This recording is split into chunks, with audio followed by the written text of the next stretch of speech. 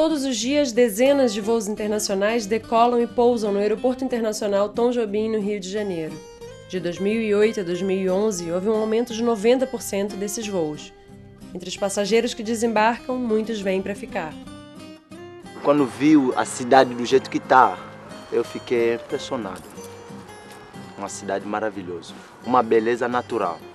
Os povos, todo alegre, toda hora, de dia de noite. Eu fiquei também feliz de morar junto com esses povos. Tem muito estrangeiro também, francês, do Cabo Verde também. Quería realmente mudar mi vida, ¿me entiendes? Río de Janeiro es un lugar que es lindo, realmente se escucha lindo, fuera y no por ser Guatemala, en cualquier lugar del mundo. Segundo o Departamento de Estrangeiros do Ministério da Justiça, em dezembro de 2010 viviam regularmente no país 961 mil estrangeiros. 6 meses depois, em junho de 2011, esse número chegou a 1.466.000, um aumento de aproximadamente 50% de novos estrangeiros vivendo no país, sem contar aqueles que se estabeleceram sem documentos.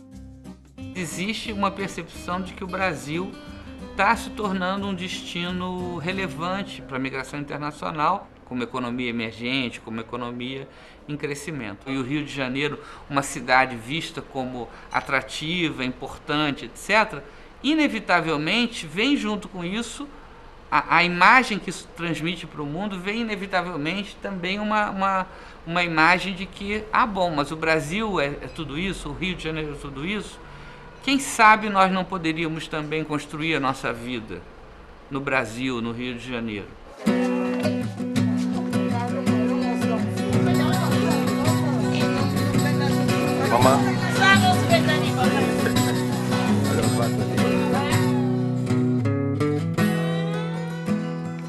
Hoje é o dia do casamento, todos nós temos que vir nesse prazer, em comendo junto, dançando, um show africano, e todo mundo vai sair aqui satisfeito. LK, congolês, e Nádia, que cresceu no Congo, mas tem família angolana, se apaixonaram em Brasília, zona norte do Rio de Janeiro, e vão se casar.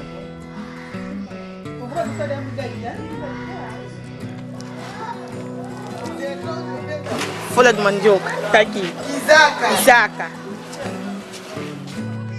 LK trabalhava numa obra na casa de um membro do governo do Congo, quando recebeu a proposta de um inimigo político de seu patrão para envenená-lo.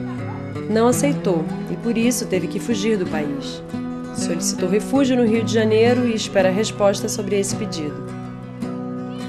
Lá na África é assim, aquele que ele quer para você fazer, tu tem que fazer. Se você não quer fazer, tem que fugir fora do país, fora do continente africano. Um refugiado é aquela pessoa que, em primeiro lugar, ela foi perseguida por uma questão política, por uma questão étnica, religiosa, porque ela fugiu de um país onde há um conflito generalizado. Quando entra no país, ele pede o refúgio, então ele se torna um solicitante de refúgio, e até que esse processo seja concluído e ele seja definitivamente reconhecido como refugiado, ele recebe documentação provisória que também o permite trabalhar, ter uma residência normal no Brasil, ter acesso a serviços públicos, a estudar, todo esse tipo de coisa.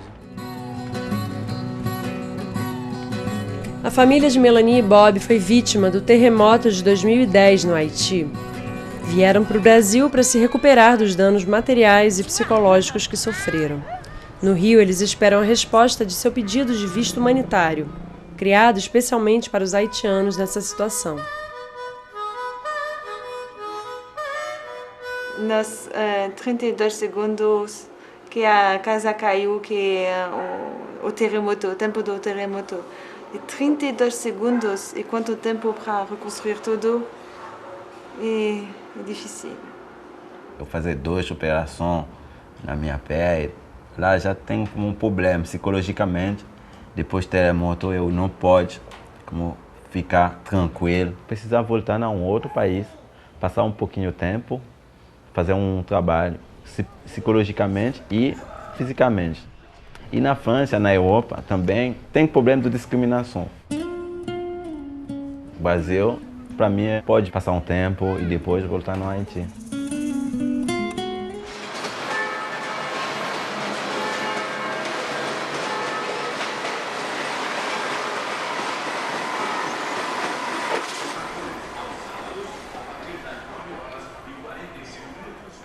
parar ao Brasil por sorte. Eu considero isso, pelo menos. Então eu fui selecionada num programa de estágios internacionais. Não estava a conseguir encontrar um emprego que fosse tão adequado a mim em Portugal. E foi um dos motivos que me levou não a vir para o Brasil em primeira instância, mas a concorrer a esse programa de estágios internacionais. No dia que eu saí do avião e pus o pé no Brasil, não é? Ali no aeroporto do Galeão, eu senti muito diferente, eu senti muito bem. Não era só a umidade que colava no meu corpo, não é? Era algo mais. E ao percorrer todo o Rio de Janeiro, assim, a Baía de Botafogo, eu fiquei, nesse dia, eu senti muito bem, senti-me muito satisfeita. É bastante limitante de alguém, seja de cá ou não, visitar uma cidade só pelos seus pontos turísticos, neste caso no Rio de Janeiro só a Zona Sul, não é? Eu própria conheço brasileiros e outros estrangeiros que só moram na Zona Sul e nunca saem de lá. Eu gosto muito de Ipanema, Copacabana, Zona Sul, acho que a paisagem lá é fantástica. Mas a paisagem aqui, que nos rodeia, também é fantástica igual. Nós temos o morro, temos a montanha, temos a Floresta da Tijuca, temos todo um ambiente que me faz-me sentir bem, sentir-me feliz.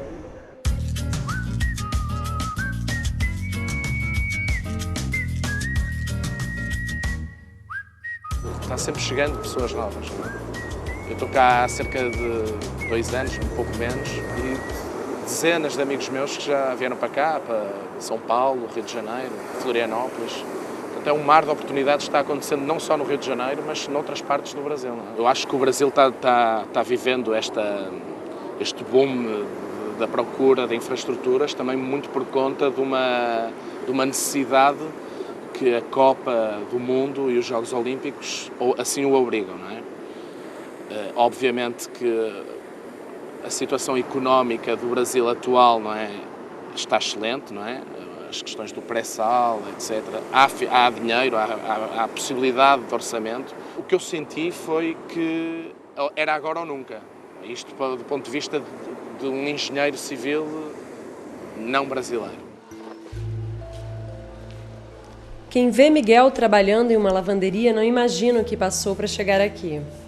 Era garçom em um restaurante na Guatemala quando recebeu a proposta de gerenciar uma pousada no Rio. Já no Brasil, a situação se mostrou bem menos promissora. As condições de trabalho eram desumanas e seu passaporte foi retido pelos donos da casa. Foi libertado com a ajuda do governo brasileiro. Al princípio, todo estava bom, mais ou menos estava bom. Tinha minha comida, tinha tudo. Pero depois foi mudando todo, foi cambiando. Realmente fui perdendo todo o que você falou.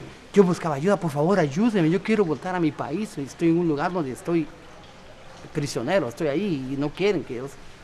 E eu buscava, me falavam, pero aqui eu não tenho dinheiro, dinheiro tenho não, Tchau, tio, tchau.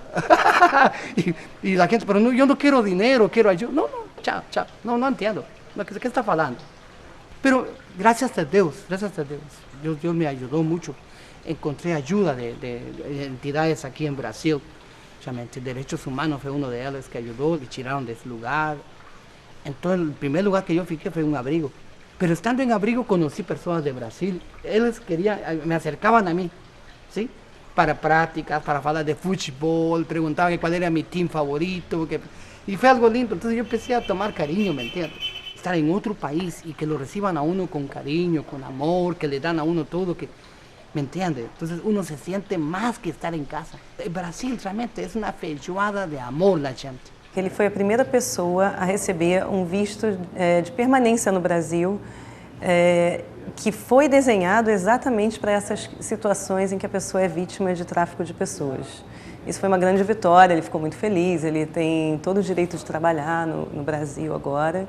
E está retomando a sua vida muito bem. E meu irmão, os estrangeiros aqui no Rio sofrem. Muita gente, cara, vai lá procurar emprego, olha no seu documento, você é estrangeiro, não tem a vaga. Mas na mesma hora vai passar um carioca aí e tem a vaga. Pode passar um estrangeiro branco, vem da Espanha, tem a vaga. Pelo quanto aqui no Brasil estou trabalhando na parte de construção civil. Tem alguns irmãos africanos que quando eu acho um contrato, né? Um biscatinho, entendeu? Então, eu recolho eles para fazer trabalho, para ajudar também a comunidade africana aqui, seja angolano, seja tudo que é da África. Não há, por parte do governo brasileiro, nenhuma decisão deliberada de barrar acesso dos refugiados aos serviços e aos direitos. O que há é uma dificuldade prática, em muitos casos, talvez muito por não ter sido pensado isso antes, né? Talvez não tenha sido um assunto antes, né? A gente está num momento em que o assunto está cada vez mais em pauta. Na verdade, a migração, ela não é simplesmente um canal para conduzir força de trabalho para os setores que a economia necessita, embora muitos vejam dessa maneira. A migração tem a ver com projetos humanos, tem a ver com uma realidade social que faz com que as pessoas se desloquem. A migração é um movimento criativo. Ela tende a criar sínteses novas, misturas novas, de contribuição cultural, econômica para a sociedade brasileira.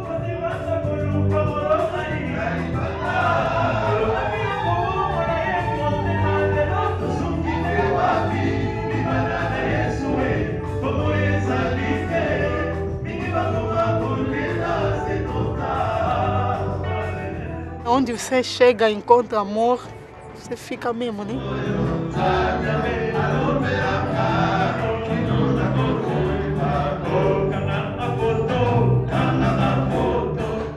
Eu acho que emigrar de qualquer jeito é sempre uma grande aventura. Você sai do seio, portanto, do seu ninho, não é? Da família, amigos, cultura e vai para outro lugar completamente desconhecido.